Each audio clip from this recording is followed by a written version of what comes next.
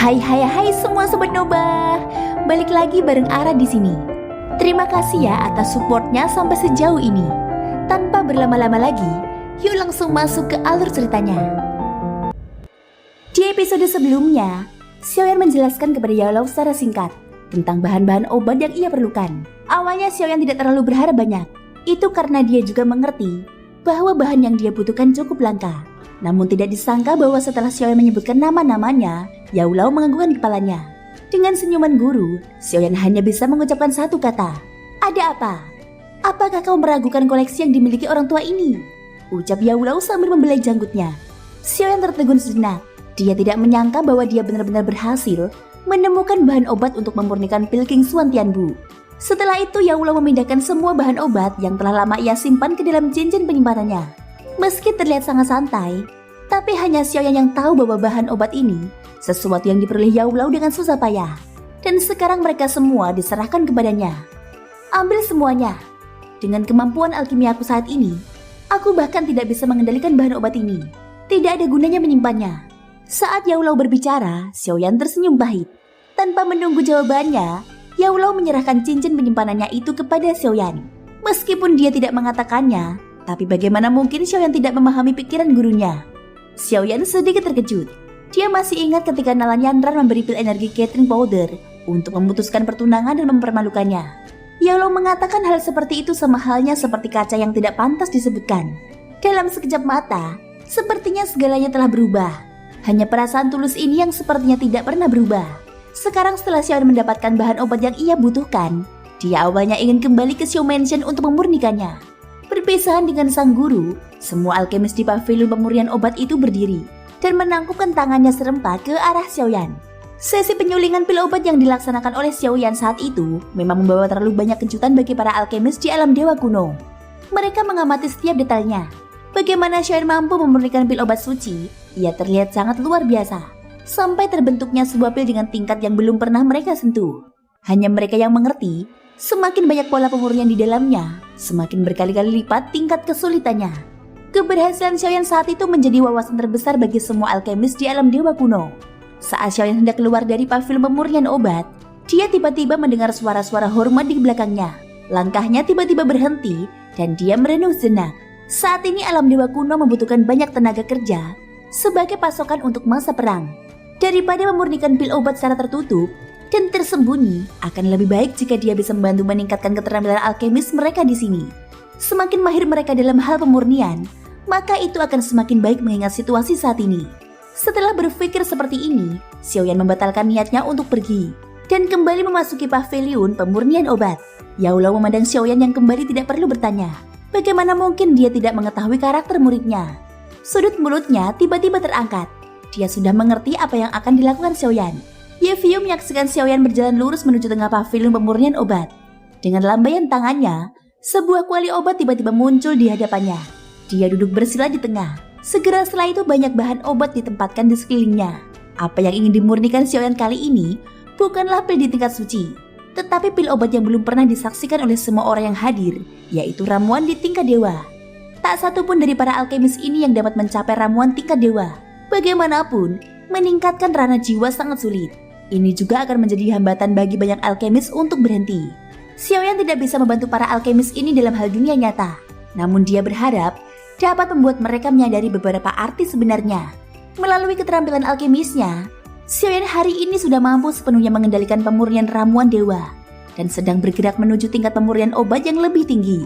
Dengan cara ini, Xiaoyan juga ingin membuat terobosan lebih lanjut dalam bidang alkimia. Dia juga harus menerobos belenggu jiwa tingkat lainnya. Momen ketika api 3 warna muncul, hal ini membuat ledakan suara terkejut dari sekitar. Itu adalah 3 jenis jantung api yang digunakan sang guru saat itu. Suhu dan tekanan yang dipancarkan memang tidak bisa dibandingkan dengan api biasa. Seruan satu demi satu terus terdengar. Ada yang tercengang, ada yang bahagia, dan ada yang menunjukkan tatapan kagum untuk mereka. Tidak diragukan lagi, mendapatkan satu jantung api pun sudah menjadi hal yang mustahil. Namun pria berjubah hitam yang sedang duduk di depan mereka mampu menundukkan 3 jenis api sekaligus. Dengan ini saja sudah cukup membuat sang alkemis ini merasa sangat mengagumi Xiaoyan. Selain itu, sepertinya Xiaoyan dengan murah hati membiarkan mereka mengamati keterampilan alkemisnya. Untuk sementara mereka yang awalnya sedang memurnikan pil obat langsung menghentikan tindakannya. Jelas mereka tidak akan melewatkan kesempatan ini. Meskipun mereka tidak bisa menebak pil obat apa yang sedang dimurnikan Xiaoyan, mereka yakin bahwa tingkatannya pasti tidak rendah. Semua pasang mata memfokuskan diri pada sesosok di tengah paviliun. Saat ini Xiaoyan mengirim ribuan ramuan obat ke dalam api dengan lambaian tangannya, yang membuat seruan itu datang lagi satu demi satu. Bahkan mata Yaulo menyipit. Keterampilan alkimi anak ini, apakah kamu sudah mencapai level itu? Yaulo hanya bisa menghela nafas. Bahan obat yang berbeda memiliki khasiat yang berbeda. Apakah itu bubuk atau cairan, membutuhkan subnyala api berbeda-beda. Ini berarti Xiaoyan dapat mengendalikan setiap inci api secara akurat. Pemurniannya mengerikan. Jiwa kuat apa yang dibutuhkan untuk melakukan hal ini? Suara diskusi terdengar dari para penonton di samping. Xiaoyan terus melambaikan tangannya. Bahan obat yang diekstraksi itu bercampur dengan cepat. Itu dilakukan dengan sangat terampil dan tepat, bahkan ada ratusan bahan obat yang digabungkan dalam waktu bersamaan. Dan kemudian disempurnakan dengan api. Prosesnya sangat rumit.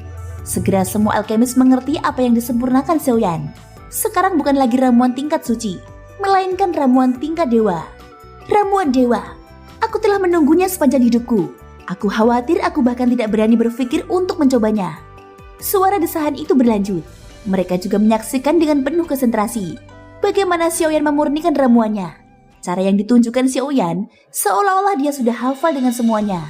Hanya dalam waktu singkat, pil bulat sudah mulai terbentuk di tungku pembakaran. Kemudian aroma obat yang kuat segera menyebar. Apakah ini ramuan dewa? Terlalu cepat. Sulit dipercaya. Tidak, itu tidak benar. Sepertinya ini belum berakhir. Pada saat ini Xiaoyan mengeluarkan ribuan bahan obat lagi. Akhirnya dimurnikan menjadi setetes cairan spiritual. Kemudian digabungkan dengan pil obat yang sudah terbentuk. Aroma obat yang lebih kuat pun menyapu seluruh paviliun seperti angin musim semi. Semua alkemis yang mencium aroma ini secara alami dapat merasakan dengan jelas bahwa kualitas ramuannya telah meningkat dan perbaikan seperti ini terjadi berulang kali. Hingga aroma ramuan memenuhi paviliun pemurnian ini. Wewangian semacam ini cukup membuat setiap alkemis tergila-gila padanya. Wewangian seperti itu mewakili kualitas pil obat dan mencapai level yang belum pernah mereka sentuh sebelumnya. Apakah ini ramuan dewa? Sungguh luar biasa, sangat murni. Pil obat ini tidak hanya tidak hancur, tetapi bahkan lebih sempurna setiap saat, dan akhirnya menjadi pil lengkap. Apa yang disempurnakan Xiaoyan kali ini bukanlah pil King Xuan Tianbu. Itu adalah pil tubuh dewa dan iblis yang telah dimurnikan sebelumnya. Dia telah menyempurnakan ramuan ini berkali-kali. Oleh karena itu, dia sudah terbiasa dan lebih terampil. Ia juga dapat menunjukkan kehalusannya kepada para alkemis ini. Setelah pemurnian selesai, Xiaoyan menyimpannya ke dalam botol giok sederhana. Pemandangan ini membuat Yaulo sedikit mengangkat alisnya. Yan kecil, pil seperti itu sebenarnya kau simpan ke dalam botol batu giok. Bukankah ini terlalu meremehkan? Yaulo berkata sambil tersenyum. Guru, ramuan ini sama seperti saat Anda melihat pil energi powder dari Nalan Yantran. Tidak mengherankan jika aku menempatkannya seperti ini. Xiaoyan tersenyum. Aku sangat bangga menjadi seorang guru. Yaulo tertawa keras, memandang Xiaoyan dengan penuh kasih sayang. Meski keduanya dianggap guru dan murid, tapi keduanya telah menjalani banyak kehidupan bersama, dan hubungan keduanya bahkan lebih baik dari hubungan keluarga. Guru, selanjutnya masih ada hal yang perlu kuselesaikan. Untuk sementara aku hanya bisa melakukan pelatihan tertutup. Setelah Xiaoyan selesai menyempurnakan ramuan dewa iblis ini, dia menangkupkan tangannya ke arah Yaulo dan mengucapkan selamat tinggal. Kemudian dia meninggalkan pavilion pemurnian obat. Di bawah tatapan mata dari sang alkemis lainnya sampai Xiaoyan pergi, ada sorak-sorai di pavilion pemurnian obat. Jelas kali ini setiap alkemis mendapatkan banyak manfaat. Adapun Xiaoyan, dia tidak memiliki banyak waktu bersantai. Sebelum Suqian Tayi berinisiatif menghubunginya, Xiaoyan harus mempersiapkan beberapa hal dengan baik. Budidaya klon Yuan Shen memerlukan konsumsi pil King Xuan Tianbu. Di mata Ye Fiyu, yang tampak tidak senang dan bahkan cemburu, Xiaoyan mengucapkan selamat tinggal padanya. Setelah tiba di ruang tertutup Xiao Mansion, Xiaoyan sepenuhnya mengabdikan dirinya untuk menyempurnakan ramuan itu. Selain pemurnian pil King Xuan Tianbu, Xiaoyan juga menyempurnakan 3 pil lainnya. Untuk kerjasamanya dengan si nomor 7, pil tubuh dewa dan iblis, pil dewa laut, dan pil pengembalian mimpi. Bagi Xiaoyan, hanya pil tubuh dewa dan iblis yang lebih mudah dimurnikan. Tidak mudah untuk menyempurnakan pil dewa laut dan pil pengembalian mimpi. Untungnya, dia memiliki taman Lingxu di Pagoda Emas. Ada ratusan tanaman obat yang ditanam, jadi dia tidak khawatir kekurangan bahan obat. Setelah beberapa hari berlalu, sudah ada 5 pil hijau di dalam kota giok. Pil ini adalah Pilking Xuan Tianbu untuk Klon Yuanzhen. Selama periode waktu ini, bintang limbah yang diseret Klon Yuanzhen mengarah ke alam dewa kuno. Dan alam dewa kuno juga bergerak, jadi jaraknya tidak terlalu jauh. Tanpa bantuan ramuan, aku sudah dapat dengan jelas merasakan kemajuan energi dan darah Klon Yuanzhen. Sepertinya, jalan kultivasi ini benar-benar efektif. Ditambah lagi dengan kecepatan pemulihan ramuan ini, mungkin kita bisa selangkah lebih dekat ke alam dewa kuno. Gumam Xiaoyan. Thank you guys sudah mendengarkan ceritaku sampai akhir. Ikutin terus kelanjutan episode-episode berikutnya ya. Semoga hari kalian menyenangkan. Sampai jumpa dan bye-bye.